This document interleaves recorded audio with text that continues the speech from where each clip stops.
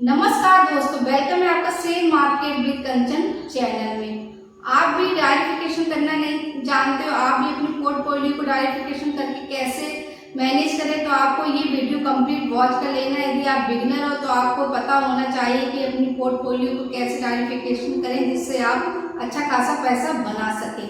तो आप भी शेयर मार्केट से पैसा बनाना चाहते हैं तो आपको शेयर अच्छे से पोर्टफोलियो क्रिएट करनी आनी चाहिए, तो आप अच्छा खासा पैसा बना सकते हो। आप इस शेयर मार्केट से पैसा कमाना चाहते हैं तो आपको पता होना चाहिए कि शेयर मार्केट में डायरेक्टिफिकेशन किसे कहते हैं, डायरेक्टिफिकेशन कैसे करनी चाहिए, क्योंकि बिगिनर को बिल्कुल भी नहीं पता होता है कि शेयर मार्केट में डायरेक्टिफिकेशन क्या है, कैसे काम करता है। तो आपको ये वीडियो कंप्लीट वॉच करना है, इससे आप आसानी से पैसे को बना सकते हो और आप कम से कम लॉस में रहोगे। आप अच्छा खासा पैसा ग्रो कर लो, क्योंकि आपको डायरेक्टिफिकेशन करना आता है। जो व्यक्ति शेयर मार्केट में डायरेक्टिफिकेशन कर लेता है तो वो अच्छा खासा पैसा बना लेता है।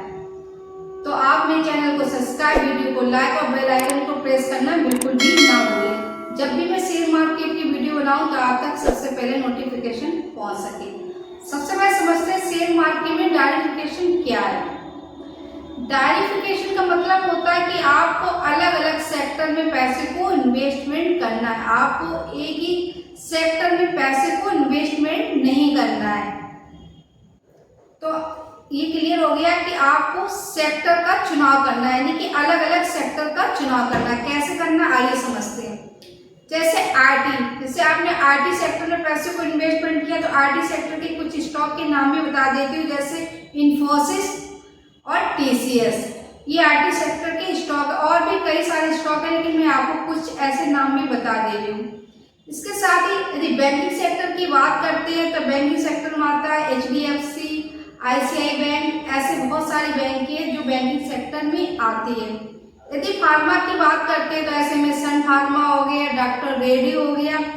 एफएमजी की बात करते हैं तो एफएमजी में एचयूएल और नेस्ले शेयर हो गया है। यदि एनर्जी सेक्टर की बात करते हैं, एनर्जी में रिलायंस हो गया, एनटीपीसी हो गया। ऐसे बहुत सारे शेयर होते हैं जिसे आप अलग अलग सेक्टर में पैसे को इन्वेस्टमेंट कर सकते हैं। यदि आप एक ही सेक्टर में पैसे को इन्वेस्टमेंट करते हो तो यहाँ पर आपका मिस्टेक होती है, क्योंकि आपने सिर्फ एक ही स्टॉक में पैसे को इन्वेस्टमेंट किया, एक ही सेक्टर में। क्योंकि जब आप एक सेक्टर में पैसे को इन्वेस्टमेंट करते हैं, जैसे आपने आईटी में कर दिया या बैंकिंग में कर दिया, फार्मा में कर दिया, या फिर आपने एनर्जी सेक्टर में कर दिया, या आपने मान लीजिए एनर्जी सेक्टर में पैसे को इन्वेस्टमेंट कर दिया, सारे स्टॉक आपने एनर्जी सेक्टर के ही खरीद लिए, तो ऐसे में क्या होगा, जब भी एनर्जी सेक्टर में गिरावट आई, क्योंकि आपके पोर्टफोलियो में सारे एनर्जी सेक्टर के ही शेयर हैं, तो ऐसे में जब भी शेयर मार्केट में गिरावट आएगी तो ऐसे में आपकी जो भी पोर्टफोलियो भी होगी वो भी गिरावट में आ जाएगी, क्योंकि आपने सिर्फ एक सेक्टर में पैसे को इन्वेस्टमेंट किया है। यदि आपने ऐसे ही अलग अलग सेक्टर, जैसे आईटी हो गया, बैंकिंग हो गया, एनर्जी हो गया, फार्मा हो गया, ऐसे बहुत सारे सेक्टर होते हैं कि उनमें आप डायरेक्टिफिकेशन करके पैसे को इन्वेस्टमेंट करते हैं। जैसे आपने कुछ आईटी सेक्टर के स्टॉक को खरीद लिया, ऐसे कुछ बैंकिंग सेक्टर के, कुछ एनर्जी सेक्टर के, कुछ फार्मा सेक्टर के,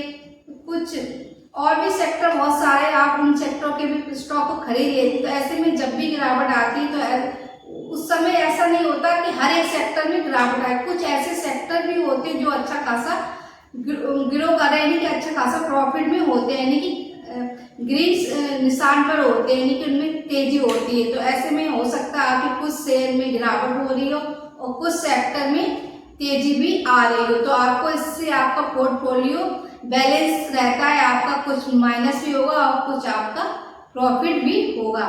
यदि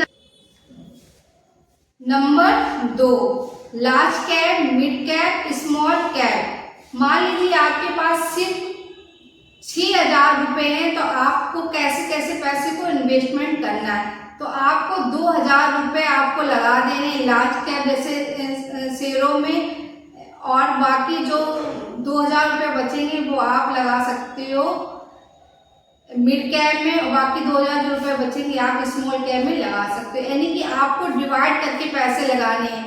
लार्ज कैप में आपका रिस्क ना के बराबर होता है, यहाँ पर आपका रिटर्न भी थोड़ा कम बनता है मिड कैप और स्मॉल की अपेक्षा, लेकिन लार्ज कैप में जो भी कंपनियां होती हैं वो फंडामेंटल स्ट्रॉन्ग होती हैं और ग्रोथफुल कंपनियां होती हैं।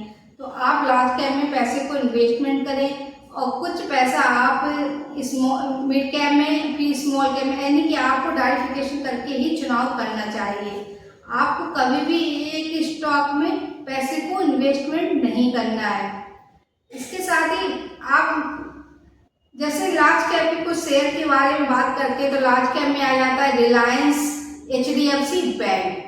यदि मिड कैप स्टॉक के बारे में बात करते हैं तो मिड कैप में ऐसे बहुत सारे स्टॉक होते हैं। आप जब रिसर्च करोगे तो आपको पता चल जाएगा कि कौन से स्टॉक मिड कैप के, कौन से स्मॉल कैप के, क्योंकि स्मॉल कैप में रिस्क सबसे ज़्यादा होता है। तो आप पहले से ही डिसाइड कर लें कि आपको कौन कौन से स्टॉक में पैसे को इन्वेस्टमेंट करना है और कितना अमाउंट किस कैप में लगाना है, यानी कि मिड कैप लार्ज कैप में कहाँ पर आप पैसे को इन्वेस्टमेंट कर रहे हो, तो आपको ये भी पता होना चाहिए। नंबर 3 की बात करते हैं, स्टॉक या म्यूचुअल फंड का यूज करना। आपको पता होना चाहिए कि आपको स्टॉक में या फिर आप म्यूचुअल फंड में किस में आपको SIP स्टार्ट करनी है। आप डायरेक्ट SIP भी स्टार्ट कर सकते हो किसी भी इंडेक्स फंड की, या फिर आप किसी भी सेक्टर की भी SIP स्टार्ट कर सकते हो। तो आप हमेशा पैसे को डिवाइड करके यानी कि डाइवर्सिफिकेशन करके ही लगाएं। Time frame number 4, time frame. आपको टाइम फ्रेम का भी ध्यान रखना चाहिए। आपको शॉर्ट टर्म के लिए कुछ शेयर को बाय करना है, कुछ लॉन्ग टर्म के लिए शेयर को बाय करना है, कुछ आप डेली भी ट्रेड कर सकते हो। तो आपको अलग अलग तरह से पैसे को इन्वेस्टमेंट करना है, लेकिन अलग अलग टाइम फ्रेम के लिए, कि आपने कुछ 2 महीने के लिए कर दिया इन्वेस्टमेंट, या फिर आपने 1 साल के लिए, या फिर आपने 5 साल के लिए। ऐसे करके आप टाइम फ्रेम डिसाइड कर लें कि आपने कब कौन से स्टॉक में इन्वेस्टमेंट करना है, जिससे आपका पैसा लॉन्ग टर्म में अच्छा खासा बने या शॉर्ट टर्म में बने।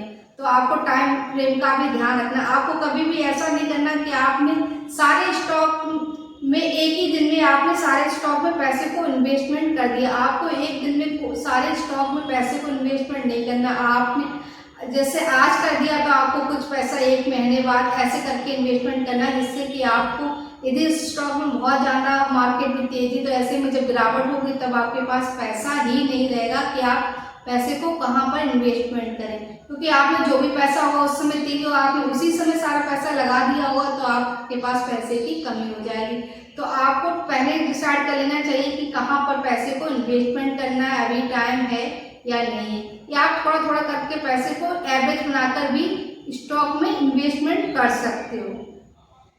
आई होप आपको समझ में आ गया होगा स्टॉक मार्केट में डाइवर्सिफिकेशन कैसे किया जाता है। डाइवर्सिफिकेशन करने का सबसे ज़्यादा फायदा क्यों होता है, क्योंकि यदि आप डाइवर्सिफिकेशन करके पैसे को इन्वेस्टमेंट करते हो, ऐसे में आप लॉन्ग टर्म में अच्छा खासा पैसा बना सकते हो। इसके साथ ही आप डाइवर्सिफिकेशन करने के बाद आपका जो पोर्टफोलियो होता है वो काफ़ी हद तक आपकी पोर्टफोलियो बैलेंस रहती है, यानी कि आपको काफ़ी हद तक गिरावट या तेजी में जैसे भी स्टॉक होते तो आपको ज़्यादा इफेक्ट नहीं पड़े, क्योंकि आपने एक बैलेंस पोर्टफोलियो तैयार की है, जिससे आप अच्छा खासा पैसा बना लोगे और ना ही आपको गिरावट का डर लगेगा, ना ही आपको तेजी में आपका ज़्यादा प्रॉफिट होगा। कहीं ना कहीं कोई ना कोई सेक्टर थोड़ा सा रीबैलेंस होते रहते हैं, यानी कि कोई गिरता है, कोई बढ़ता है, कोई गिरता है। ऐसे में जब भी आपको प्रॉफिट हो तो आप प्रॉफिट उठाकर आप पैसे को अपना दूसरी स्टॉक में इन्वेस्टमेंट कर सकते हो। यदि आपको लगता है ये जानकारी आपके काम में आ सकती है तो आप मेरे चैनल को सब्सक्राइब, वीडियो को लाइक और बेल आइकन को प्रेस करना बिल्कुल भी ना भूलें।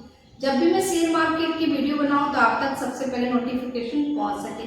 ये वीडियो सिर्फ नॉलेज पर्पज से था, मेरी तरफ से कोई भी रिकमेंड नहीं है कि आप किसी भी स्टॉक में पैसे को इन्वेस्टमेंट करें। आप अपना खुद का डिसीजन लीजिए या किसी भी फाइनेंस एडवाइजर की एडवाइस लेकर ही आप किसी भी स्टॉक में पैसे को इन्वेस्टमेंट करें। Thank you.